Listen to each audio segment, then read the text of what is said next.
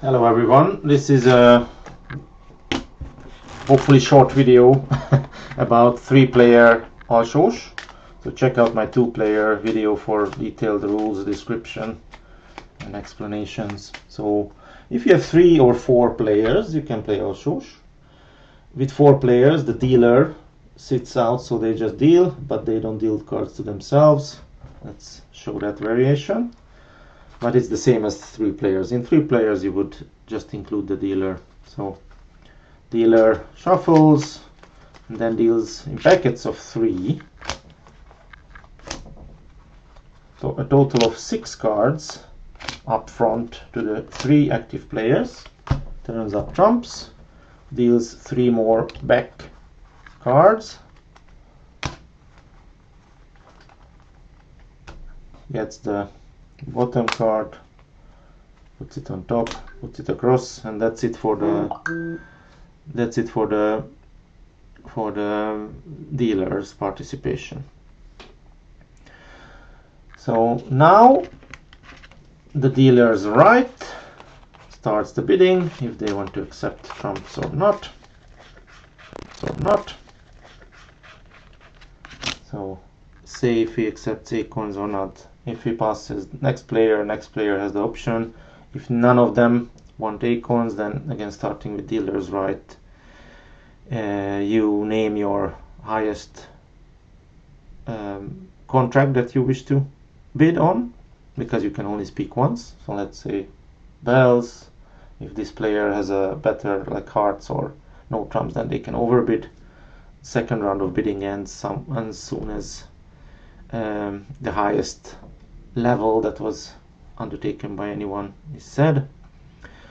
If nobody bids in the second round either, then they would pick up the rest of the cards and they could bid for Batley, losing all the tricks. And if that doesn't happen either, nobody wants to bid a Batley, then there's no more bidding, so there would be a Klopitsky game played, starting with the dealer's right. Now, starting with the dealer's right is an important difference in 3-player Alsós, because in all types of games except no trumps, is the dealer's right who will start the play of the cards. In no trumps, it's whoever bid no trumps, then that player's left. Let's say this player has bid no trumps, then it will be that player, the taker's left hand opponent, starting the play of cards. In every other game, it's the dealer's right. And front announcements, if there's any, are made similarly, starting with the taker. So let's say if this is the taker with no trumps, then they would say something, next player can respond to that, and then the third player. Then when they pick up the cards and it's time to play the cards, and in this case, let's say it's no trumps, then this player would play a card, announce anything they wish to announce, any melds, any contras, any figures. This player would play a card, again announce anything they wish, and the third player does similarly.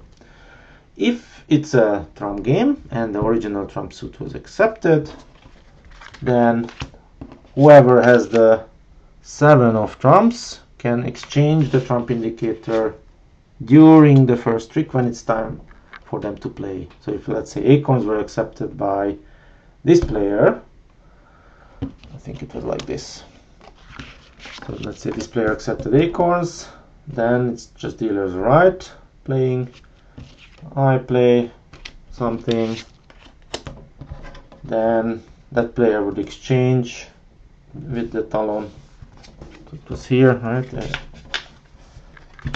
The ace was here. So then this player, before playing to the trick, would do the exchange, then play to the trick, announce anything if there's anything to announce, and then it's this player's turn to play. Okay, so the exchange is done during the first trick whenever it's your turn to play. That's another difference. If it's a she bear, then the she bear is done before the play of the cards start. So everyone has their 9 cards. Whoever has the necessary cheaper card places the let's say it was like this, and so let's give it a cheaper scenario. So before the play would begin, before the play of the cards would begin, this player says Shibelek, and then they would pick up all the cards, not showing the 3 unknown cards, but the 2 cards that are already known to the others. Of course they are seen, but these 3 will not be shown to the other players. And after that, this player has to discard 4 cards to be down to 9 cards again. So they will discard the 4 cards they wish. Let's see what's a bit. He has a. This player would have a. Would it have be a 10? No. No one knocks. Okay. So let's see what would I discard? Probably it's a bit too tricky. Probably it's better to do this actually. So they would discard these 4 cards face down, and then the play would begin. Dealer's right again, the usual things. So Shiber is done similarly to 2-player, but the normal talon exchange is done during the first trick. You don't have to be on lead, you just do your exchange. Another important distinction for 3 players is every player collects their tricks separately, which means that whoever is the taker, they have to win more points in tricks and melds than any other single player to win the game. So the 2 defenders don't add up their tricks together. They will try to smear or put valuable cards in the stronger defender's tricks. It will also mean often that if there's a weak defender but he has a strong meld, they might keep quiet about their strong meld if the strong meld would defeat their partner's meld, because they want the strong defender to have a valid meld to increase their chances of winning the game even more. Of course, if the taker has a meld announcement, then the weak defender will announce whatever they have, so that the taker doesn't get points and they invalidate their points. But if I would kill my partner's meld, I would keep quiet about it. Or if my partner spoke first, or no, if I would have spoken first, let's say terts, my partner says terts, the taker doesn't say anything, then I could say too small. Even so, I don't have to reveal my terts, I just say too small, let my partner have it. So that's sort of a bluff part, because you can have a strong meld but you say too small, so you just deliberately give it away so your partner can score their terts. That's another important factor. So that's main differences in 3 players. And let me show a quick variation, basically, because there were many types of Alsós games throughout the years. Every book has their slight variation, but this version I'm about to explain is typical for the 1930s, 40s, 50s, when the game was still played more widespread. So in this game, the Radli target can be 40, 50, 80 or 100 points. With a 40-50 game, it's a 10-point bonus. With an 80-100 game, it's a 20-point bonus for winning the Radli. Every player writes down points after each hand, so not only the net positive player or team writes up points, but everybody. So let's say taker has made an absolute, but the game was doubled with a contra because one of the defenders has a strong meld. So the defenders, including the fourth player, the dealer, if there's any, will write the game if they make it the doubled game value, and the taker will write the absolute value.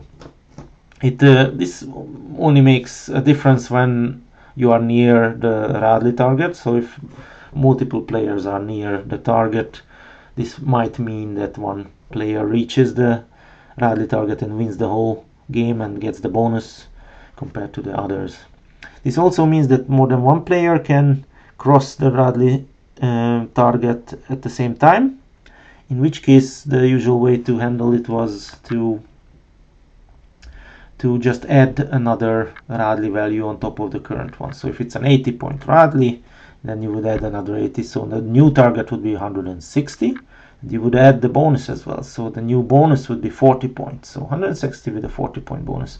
This goes on until only one player reaches the current Radley target, and then that player wins the game, gets the bonus, and then you settle up between the difference of everyone's score. Now with this version, another difference was the acorns was the highest biddable suit, right below no trumps. So acorns just comes up from the lowest biddable suit to the highest, and everything but the ultimo and 100. So ultimo and 100 is worth 8 points. Everything else, so game, trull, family, cassa, absolute, 44, 200, they are all worth 4 points. Ultimo and 100 is worth 8 points. Now this version doesn't say how much volat was, but it would probably be 12 or 16 points. So if you would play with these rules, then a volat, and you play the volat bonus, then it would be probably 12 or 16 points.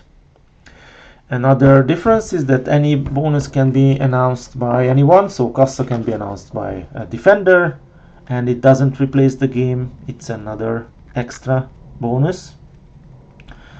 And there's no restriction in what order to announce bonuses, so you can announce absolute and 100 in the same go, so you could announce both of them up front or both of them from the back. Same with all trumps and family. So dealer's right starts different point values for the bonuses. Everyone writes Radley score at the end of the hand, and they didn't play Klopitsky or Batley. That's the main characteristics of this variant. Okay, thanks for watching. Let me know if you have any questions.